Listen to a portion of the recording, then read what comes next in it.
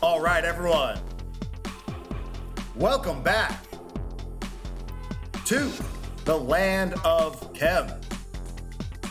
I am your host and the author. My name is Jeffrey Drum. Thank you all so much for joining me again. All right, everyone, welcome back. This is Sunday Site Visit 14, part 2 of our comparative analysis between the Pyramid of Winis and the Pyramid of Teti I in Saqqara. And last time, there was a ton of traffic. But during this visit, I was able to get some exceptional footage without the interference of any large tour groups, and was able to obtain some very exciting discoveries inside of this pyramid. So ladies and gentlemen, if this is the type of content you're interested in regarding the function of the Egyptian pyramids, please subscribe to the Land of Chem here on YouTube.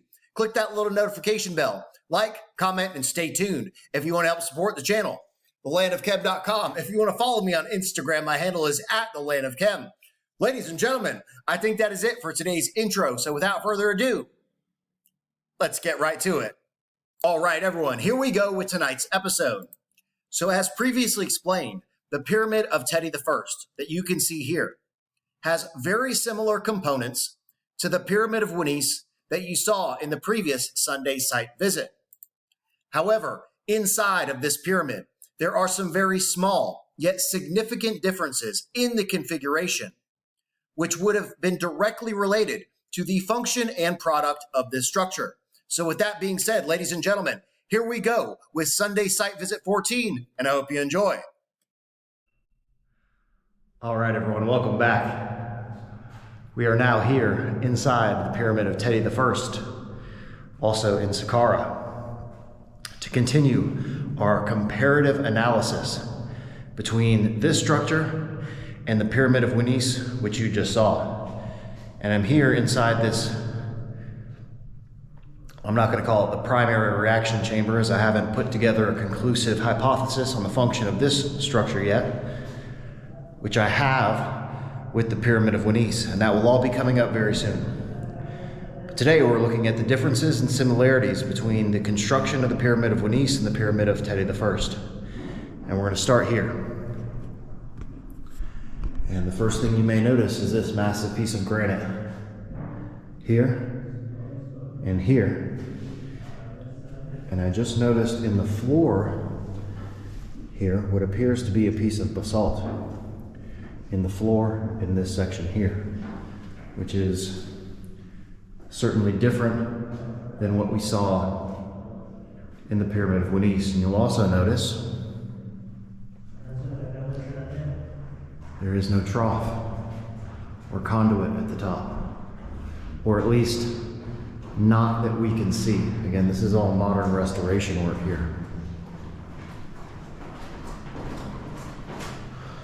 So who knows what lies behind. Shukran, shukran.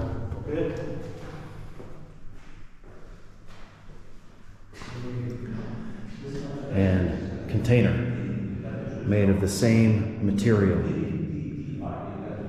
Black greywack, not basalt, but black greywack. And we're going to take a look back behind the container to see if there's any calcite back here. No glow. And look at how crude these scrawled inscriptions are.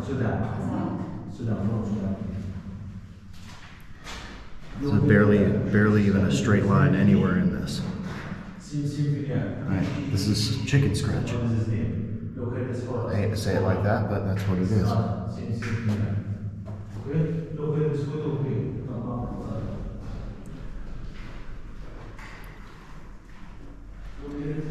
Also done in a layer of plaster. This is plaster. This is not the stone. This is plaster. You can see the plaster layer there. So none of these inscriptions are original to this chamber.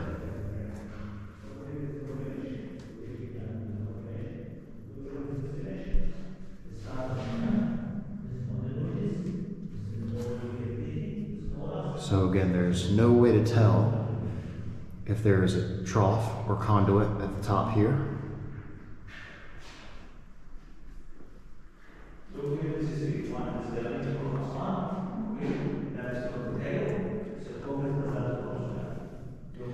And it does not appear, and I'm looking for the glow, that would be indicative of calcite crystal in the floor. So it does not appear that there's any calcite crystal in this structure. But if you look here, this huge square here, which I didn't notice before, this is a patch, modern patch here. This whole thing is a patch. And the more you look at these things, the more apparent the quote-unquote restorations, more like a cover-up, the more apparent they become.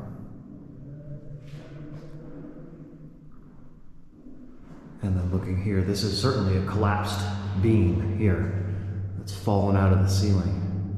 This is a collapsed beam over here, and this one here.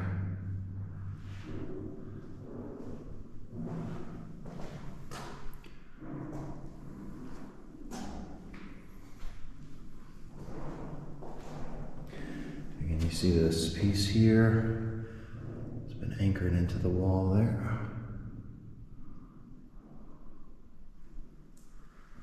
Again, this is modern concrete that's holding this piece in place.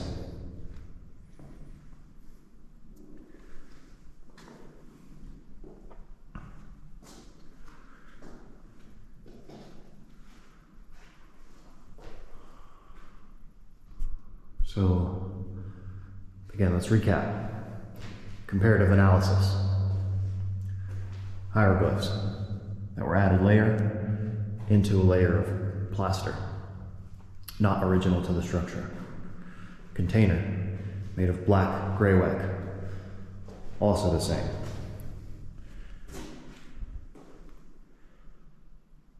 And you'll see there that they've actually lifted this thing up and placed it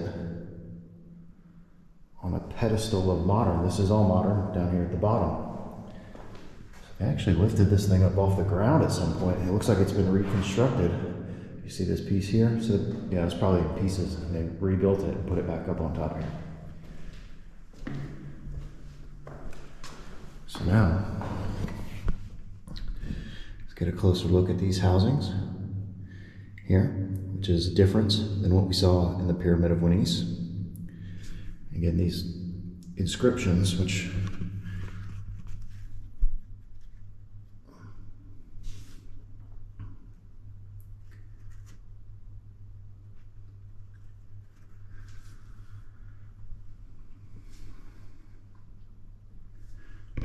certainly could have been added later.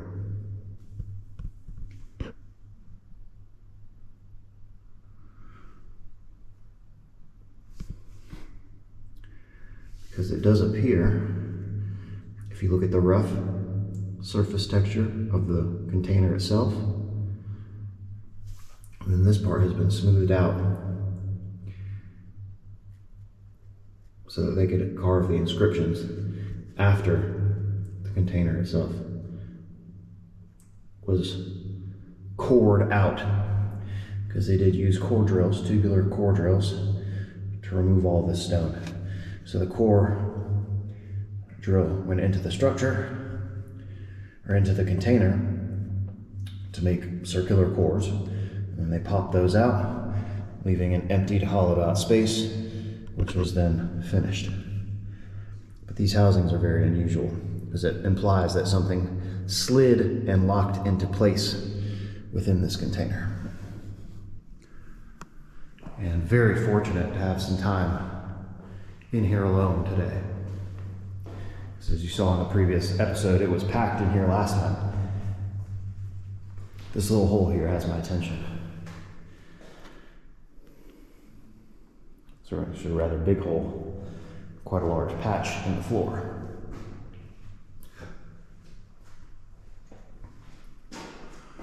And there you can see some of the tracing and the grid. You see those squares? They did everything in a grid pattern that was drawn on first. And this is dynastic Egyptian we're talking about here. They would draw this grid pattern in red and black, and then they would go back in, and you can see the grid pattern still there. And this is the same for all hieroglyphic inscriptions. We're done with this grid pattern. It's pretty cool. And it's not that I'm disinterested in the dynastic Egyptian story, because all of this is still fascinating to me. It's just the function of these structures is buried underneath the dynastic layer. So this is all I'm looking at here is also patchwork. This is a patch here. This is modern here.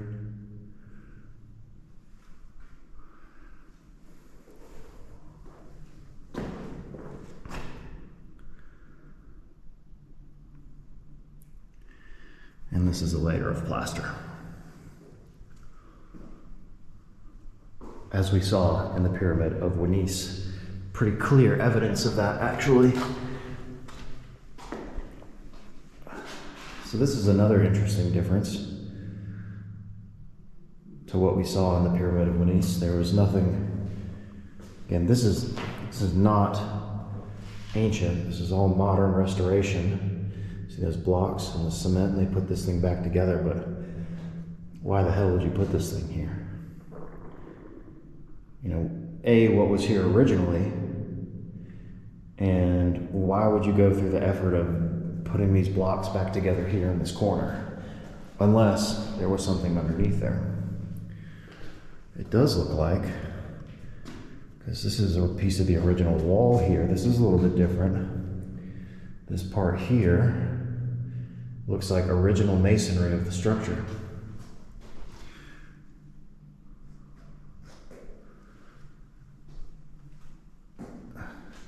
So there could definitely be something. You can see this piece down here, also this cracked piece here. So there was something here, more likely leading down into this area. And the configuration of this part is also a little bit different. This is smaller, and it is not central. In the Pyramid of Winis, it's pretty much smack dab in the exact middle. It's a little bit different, but the function of the chamber is still the same. So, coming in here, again, to compare, the acoustic properties in here are not as amplified as they are within the Pyramid of Winis. I'm sure you can still hear it.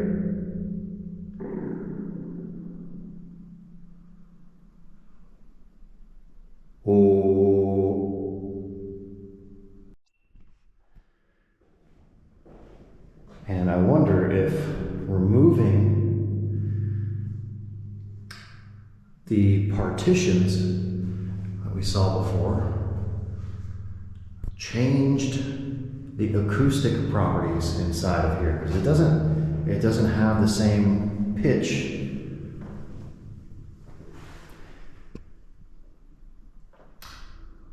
But the acoustic properties remain nonetheless, even with the partitions removed.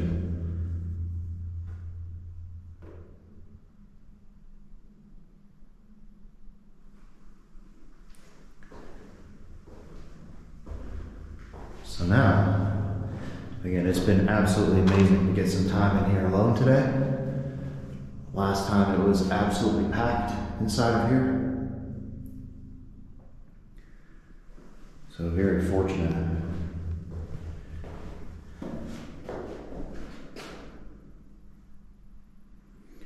So look at these little holes here. This kind of stuff always catches my attention because it's in the same place on both sides.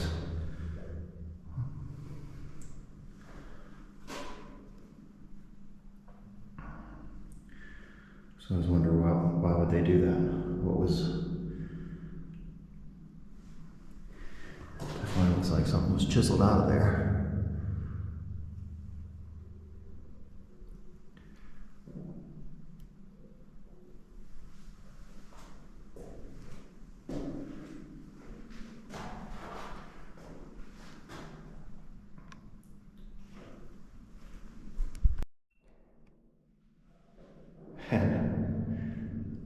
Well, the lights just went off there for a second.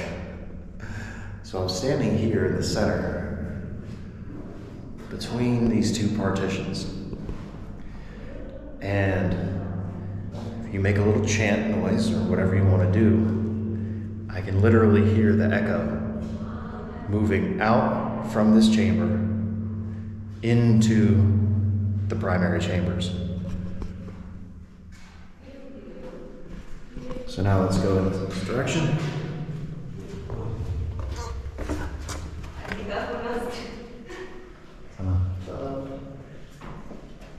And I'll let this group come in.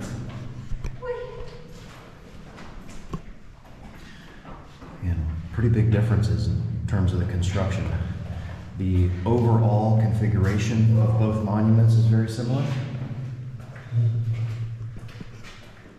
But then we have the integration of this massive red granite beam here. This piece of black basalt here. And you'll see that the termination of the passageway here is red granite, which is a little bit different than what we saw in the Pyramid of Wunis. So the red granite starts here.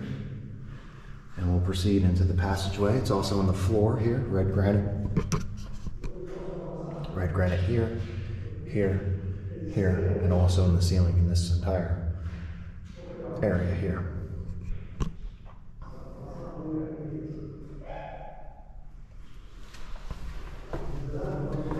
And now, you all know what we're going to look at already. Head down the passageway, out of the structure. Alright, so then again we see the red granite housing of the valve system. This is the piece of one of the valves still in place. See they're anchored, the remaining piece. Because I had to break through these things to get into the structure. Same configuration that we saw in the Pyramid of Wunis. The structure also has a satellite pyramid enclosed within the external reservoir. And that is always the case for structures that have sliding stone valve systems. There's another piece of this granite valve here.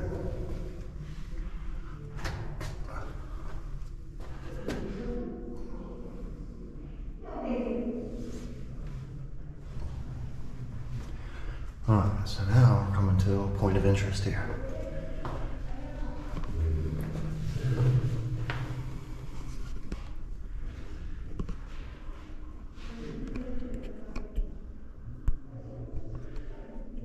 Very interesting indeed.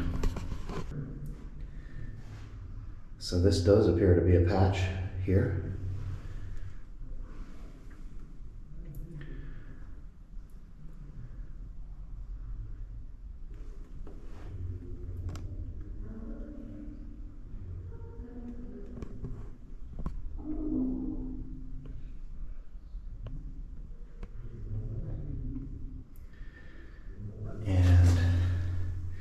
There certainly appears to be a pattern here and moving toward these ripples.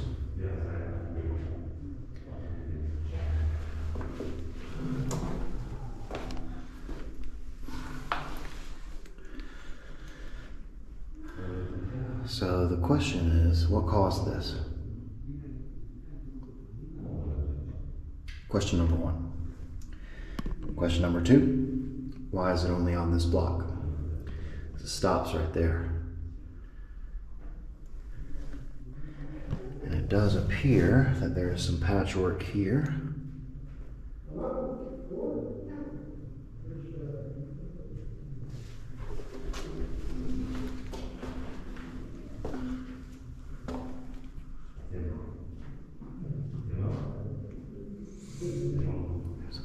there, but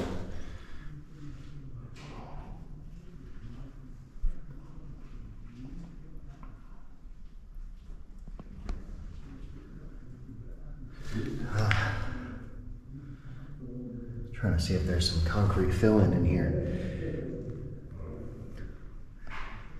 Because there has to be an origin point and a termination. So it appears to be coming in this direction. Moving from the patch here in this direction. But then it ends here. There's a patch here.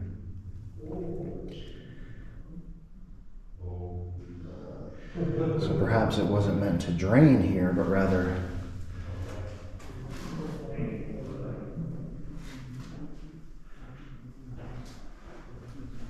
leading into this chamber.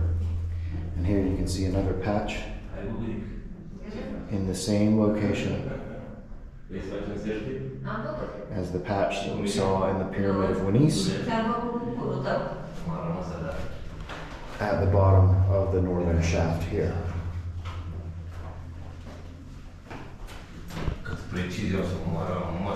So there's definitely some similarities in the configuration and the components of the structure. The components are all the same. Northern shaft, antechamber, passageway, granite valves, primary and secondary reaction chamber, and ancillary amplification chamber. There's also some very important differences in terms of the integration of some geology inside of the structure, the lack of the conduit or trough connected into the upper vaulted reaction chamber, this very unusual erosion here. So lots more investigation to come, and research episodes also coming up soon to get to the bottom of the mysteries here, rather, pyramids of Winis and Teti in Saqqara. Stay tuned. All right, everyone. For those of you that may not have seen the footage in previous episodes, we're here at the Valley Temple at Saqqara.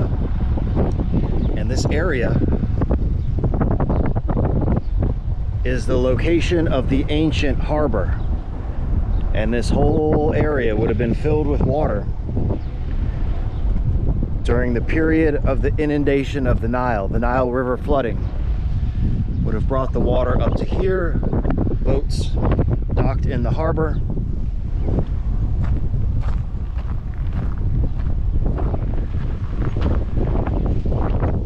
And then you could ascend this very pathway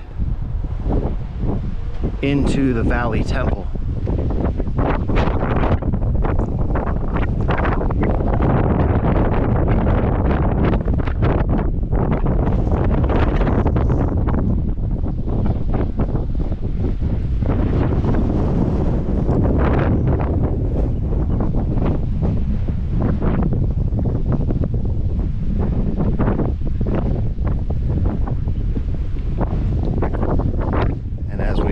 Through the temple here, I just wanted to point out some unique geology. As you'll see here, a section made from calcite crystal. This piece is calcite.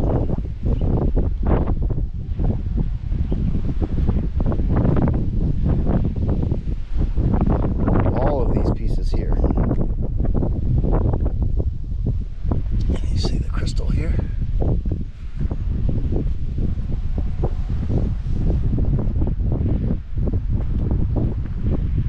This entire section is all calcite crystal here.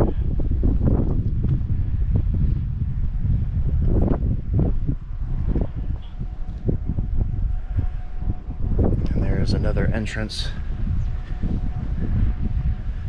over here. So just envision water filling this harbor area here. You dock your boat and then you walk up the pathway into a spectacularly ornate temple. Red quartzite here. Calcite crystal floors. Who knows what this was, but maybe walls of red granite.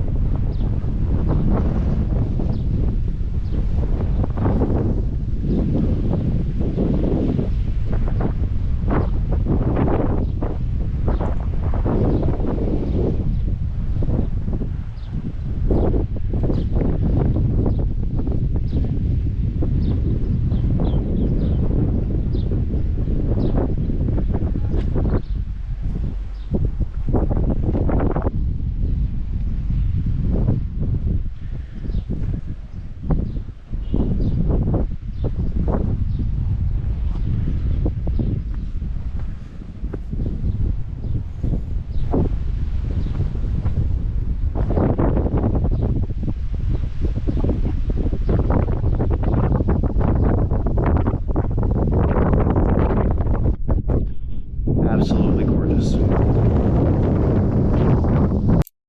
All right, everyone, that is it for today's video. This was Sunday Site Visit 14, part 2 of my comparative analysis between the Pyramid of Winis and the Pyramid of Teti I in Saqqara.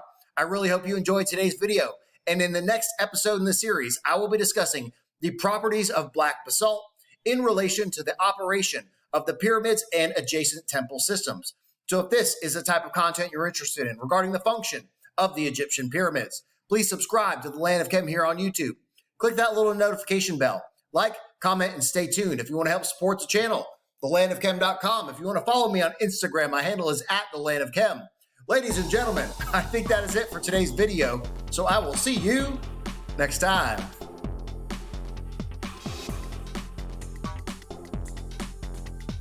Yo, are you still watching this? Please subscribe to the Land of Chem here on YouTube and click that little notification button. New videos coming out every single week. And check out this other episode. Come on, do it. Do it now.